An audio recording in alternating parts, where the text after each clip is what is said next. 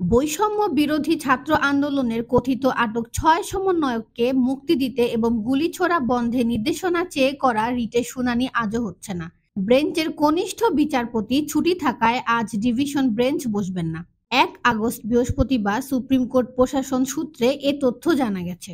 এর আগে বিচারপতি মাসুদ হোসাইন দোলন অসুস্থ থাকায় গতকালও রিটের শুনানি হয়নি। ৩১ জুলাই থেকে তিনি অসুস্থতার কারণে ছুটিতে রয়েছেন। ফলে আজ ওই বেঞ্চের জ্যেষ্ঠ বিচারপতি মোস্তফা জামান ইসলামের নেতৃত্বে এককভাবে বেঞ্চটির কার্যক্রম পরিচালিত হবে।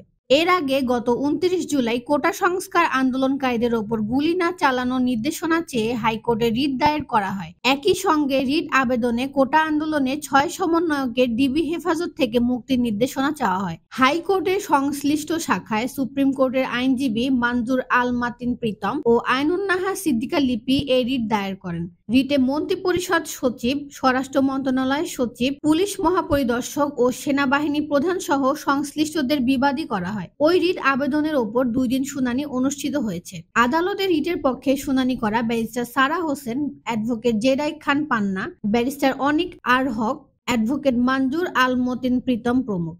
অন্যদিকে রাষ্ট্রপক্ষে শুনানি করেন অতিরিক্ত অ্যাটর্নি জেনারেল এস এম মনির, অতিরিক্ত জেনারেল শেখ মোহাম্মদ মোরশেদ ও অতিরিক্ত অ্যাটর্নি জেনারেল ব্যারিস্টার মেহেদী হাসান চৌধুরী।